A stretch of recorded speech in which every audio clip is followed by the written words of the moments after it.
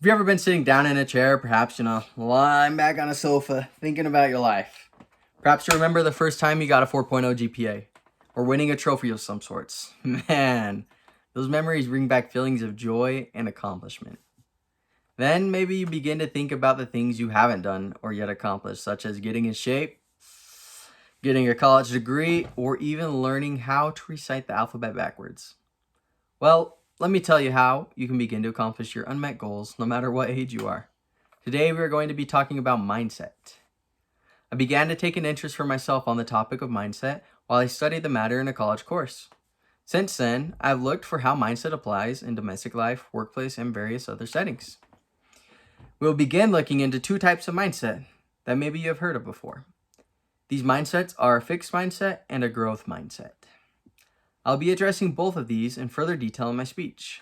However, I wish to show to you the positive outcomes of having a growth mindset and help you avoid the limits you will face in a fixed mindset. As you continue listening, you will learn how to develop a growth mindset. This will allow you to be able to achieve hopes and dreams that you thought have passed away due to your old age or what other circumstances you may be facing. As you develop a growth mindset, you'll once again be able to feel those feelings of joy and accomplishment more frequently in your life. So, we're going to be talking about mindset, fixed and growth. We'll begin by understanding what each type of mindset is. Then we will look at the outcomes and possibilities of both the fixed and the growth mindset. To wrap things up, I'll explain the great need of a growth mindset. We will begin with the solid foundation by understanding what a mindset is. Let me try to put it into context. I was once talking with a friend of mine who was able to expand my understanding of mindset. She told me there exists a different Spencer. That's me. I'm Spencer. That's my name. So she told me there exists a different Spencer for everyone who comes in contact with me. Not understanding what she meant, I stood there, laughed a little, and said, cool. And that was the end of the conversation. It wasn't until I had a better understanding about mindset that I found out what she really meant. Mindset is your perspective of the world, your job, the car you drive, the clothes you wear, and most importantly, who you are. According to Stanford University psychologist Carol Dweck, mindset is a simple idea that has a profound effect on a person's life. Mindset, Dweck says, is the view that you adopt of yourself that determines the way you live your life, see the world, and make decisions. So going back to what my friend was really saying is, there's an infinite amount of perspectives others have of me. They have made up their mind that I'm a nerd or a jock or a dad or etc. However, it is not their perspective of me that matters. Today we are talking about the mindset we have of ourselves. So hopefully you were able to understand that mindset is perspective. So with this knowledge, let's get a definition of a fixed mindset. A fixed mindset essentially means that you believe your attributes and abilities are inherently fixed and unchanging. I would like to highlight one word from this definition for fixed mindset. That word's unchanging. Now let's get a definition of the growth mindset. When you tend to see your levels of intelligence, skill, talent, and success as starting at a basic starting level, but with capacity to grow. The most important phrase from this definition of a growth mindset is the capacity to grow. We're now going to dive in deeper into each type of mindset, so I can show you why we should all develop a growth mindset. To do this, we'll begin looking at the fixed mindset. Have you ever heard the following phrases? I'm blank type of person, or I'm not good at, or I can't do that. These types of phrases signal a fixed mindset, that you are simply not the type of person to be outgoing, or you're not good at reading, or you can't do math. This mindset puts a limit on your abilities. Maria Popova helpfully phrases it this way. A fixed mindset assumes that our character, intelligence, and creative ability are static givens which we can't change in any meaningful way. And success is the affirmation of that inherent intelligence, an assessment of how those givens measure up against any equally fixed standard. Striving for success and avoiding failure at all costs become a way of maintaining the sense of being smart or skilled. Popova points out that those with a fixed mindset avoid failures. You may find excuses to not do the tasks that you have deemed you're not good at. You won't even attempt the task because if you fail, you lose the sense of being smart or skilled at that task. This mindset is dangerous because if left unchecked, it can turn into the failure mindset, in which you believe you simply can't overcome challenges. That doesn't sound like an appealing way to live, especially in a world full of different daily challenges, from waking up in the mornings because you tell yourself, I'm not a morning person, to completing homework or work assignments. Now, if you're feeling down on yourself or you're fearing that you have a fixed mindset and you're doomed, please realize that all people in their life have had a fixed mindset at some point in time. In fact, people may have a fixed mindset in specific areas of their life and not all areas. To give you some hope, let's talk about the growth mindset. Check out this research.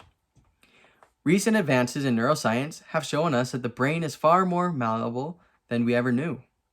Research on the brain plasticity has shown how connectivity between neurons can change with experience. With practice, neural network grow new connections, strengthening existing ones, and build insulation that speeds transmission of impulses.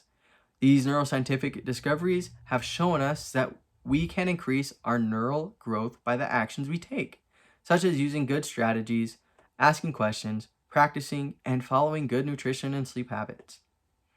If that didn't make sense, no worries, let me help you understand. Scientists have found that our brain can grow with strategy. You remember the phrases I used to describe those with a fixed mindset? I'm not good at blank, or I'm not blank type of person. Did you know if you add one small word at the end of each of these phrases, you can begin to have a growth mindset? That word is yet.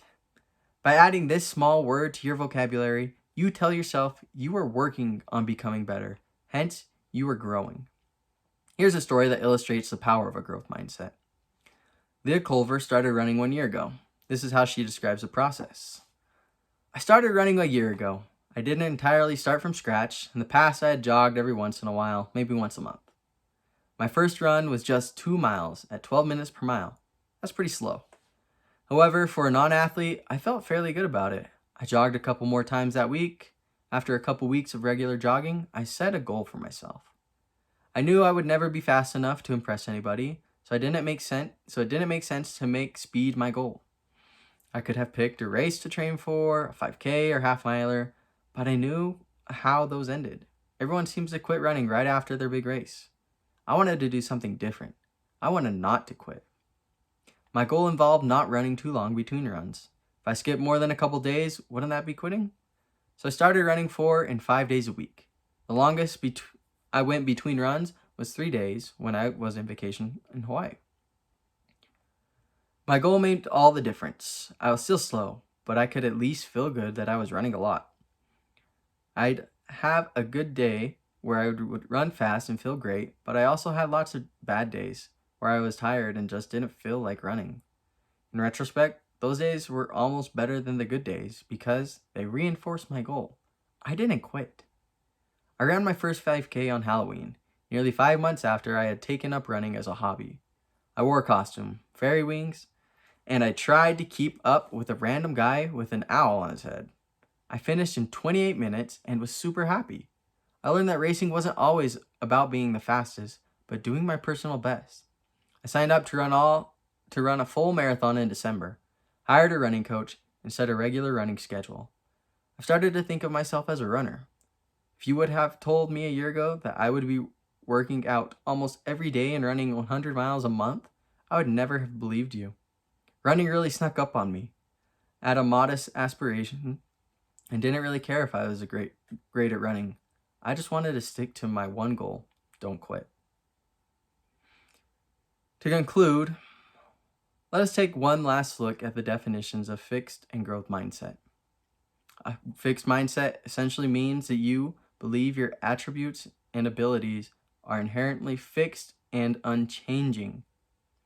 A growth mindset is when you tend to see your levels of intelligence, skill, talent, and success as starting at a basic starting level, but with capacity to grow. Remember and take note of these definitions. They will prove helpful to you on a daily basis. You will now be cursed as a result of attending today to see mindset everywhere you look. This curse is also a blessing. You now have a better understanding of mindset and how to recognize it. The growth mindset will help you accomplish your unmet goals, dreams, and aspirations, while the fixed mindset will keep you where you are at now. I'll finish with one last story. Two men visit a Zen master. The first man says, "I'm thinking of moving to this town. What's it like?" The Zen master asks, "What was your old town like?" First man responds, "It was dreadful. Everyone was hateful. I hated it." The Zen master says, "This town is very much the same. I don't think you should move here." The first man leaves and the second man comes in. The second man says, "I'm thinking of moving to this town. What's it like?" The Zen master asks, "What was your old town like?" The second man responds, "It was wonderful. Everyone was friendly and I was happy. Just interested in a change now." The Zen master says, "This town is very much the same. I think you will like it here."